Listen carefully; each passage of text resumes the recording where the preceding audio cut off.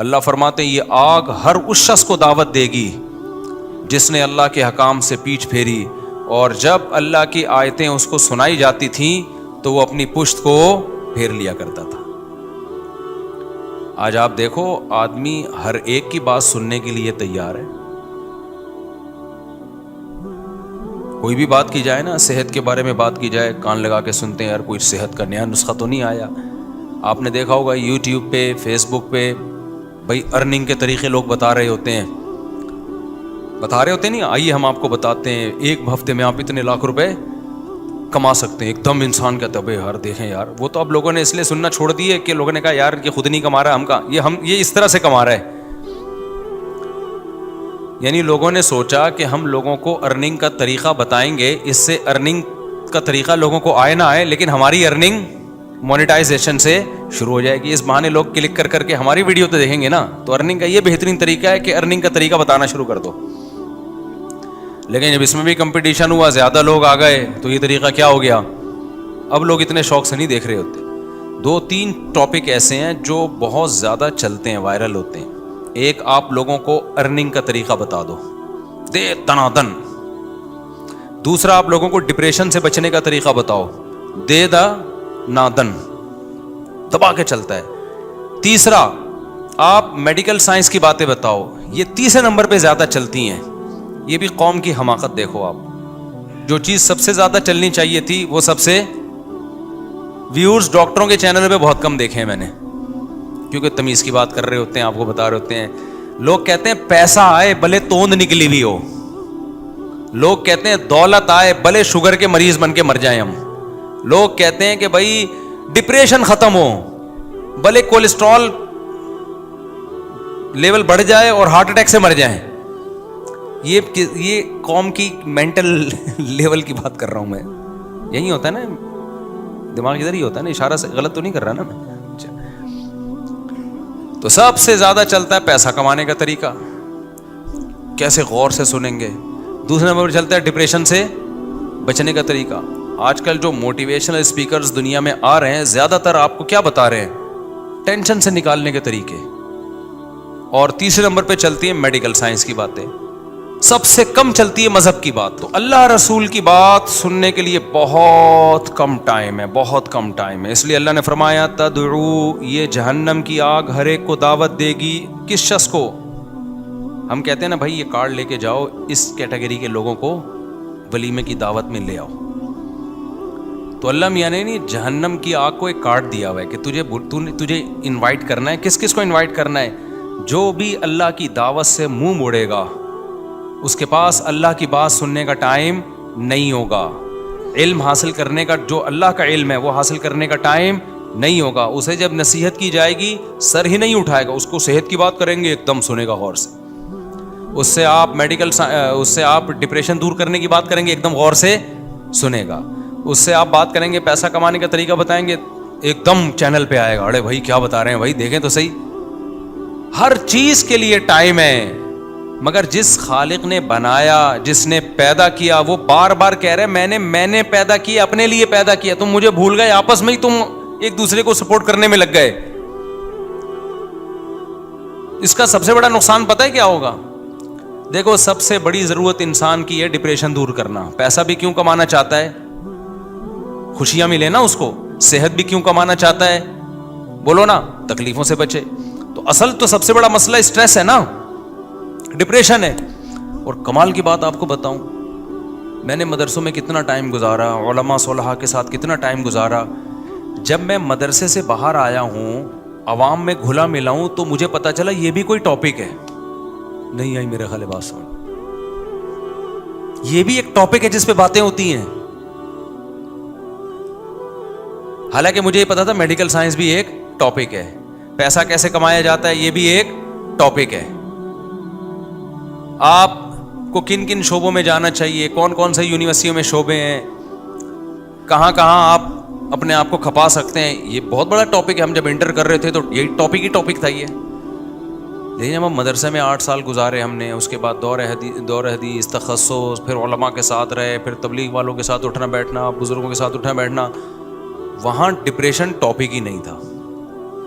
یہ تو اب جا کے سوشل میڈیا اتنا عام ہو گیا, تو میں دیکھ رہا ہوں ہر دوسرا کلپ آ رہا ہوتا ہے, کوئی موٹیویشن اسپیکر بتا ہے اسٹریس سے ایسے نکلتے ہیں, ڈپریشن سے ایسے نکلتے ہیں. میں کہہ رہا ہوں کیوں ڈپریشن سے نکال رہے ہو, کیوں اسٹریس سے نکال رہے ہو لوگوں کو, ان کو کیا مسئلہ کیا ہو گیا ان کے ساتھ. تو خیال آیا کہ یار میں اس پہ بات ضرور کروں گا کہ دیندار آدمی کا ٹاپک ڈپریشن ہوتا ہی نہیں ہے. یہ ہے ہی ان لوگوں کے ساتھ جو مذہب کو فالو نہیں کر رہے, یہ ان کے مسائل ہیں. ڈپریشن ٹاپک ہے ہی نہیں. آج بھی ایک صحافی کا کلپ آیا میرے سامنے, وہ لوگوں کو اسٹریس اور ڈپریشن سے نکلنے کا بتا رہے تھے کہ یہ طریقہ ہے, یہ طریقہ ہے. نیچے کچھ لوگوں نے اپریشیٹ کیا ہوا تھا, کچھ نے دبا کے گالیاں دی ہوئی تھی نا. ہماری قوم کو تمیز ومیز ہے نہیں, حالانکہ باتیں اچھی کر رہے تھے وہ. قوم جو ہے نا ڈپریشن میں آئی ہوئی ہے, تو وہ پھر گالیاں دینا شروع کر دیتی ہے. وہ کہتی ہے ہمارے پاس فی الحال ڈپریشن سے نکلنے کا یہی آپشن ہے کہ آپ کو گالیاں دے کے ہم اپنے دماغ کو سکون میں لے کر آئیں. یہ بھی ایک طریقہ لوگوں نے ایجاد کیا ہوا ہے, حالانکہ اس سے ڈپریشن کم نہیں ہوتی ہے, بڑھتی ہے.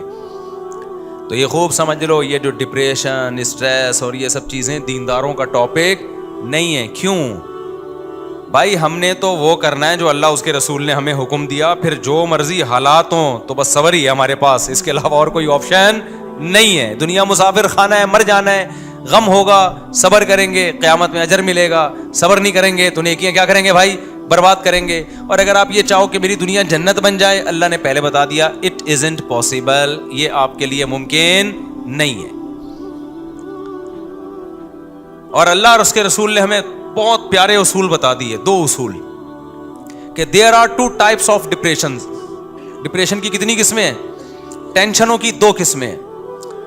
نمبر 1 وہ ٹینشن جو آپ کی پیدا کردہ ہے. نمبر 2 وہ ٹینشن جو آپ کی طرف سے نہیں ہے. کس کی طرف سے ہے؟ اللہ کی طرف سے.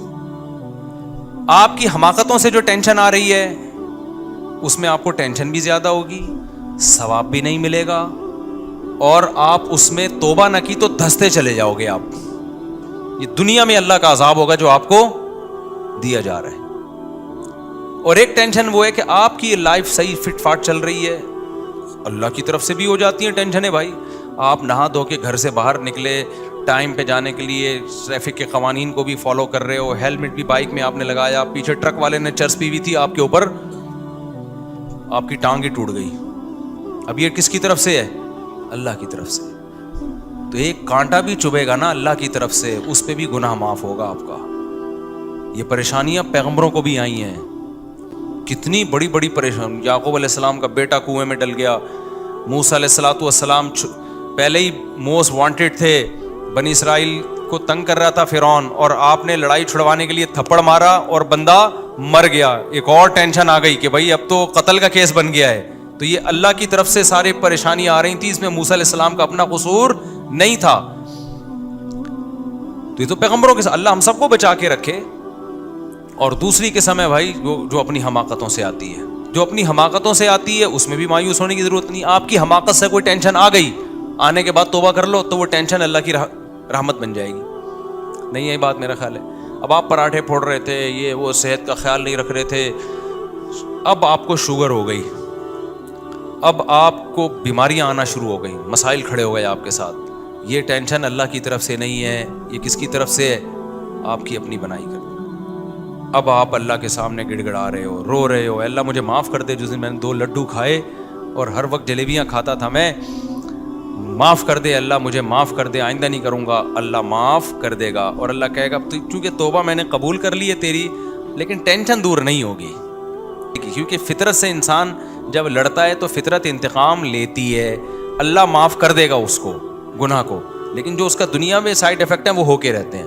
لیکن اللہ اب کیا کر دے گا, چونکہ تو نے توبہ کر لی ہے, تو اب یہ ہوگا کہ یہ بیماری اب میں تیرے لیے عذاب کے بجائے رحمت بنا دوں گا. پہلے عذاب بن کے آئی تھی, اب کیا بن جائے گی؟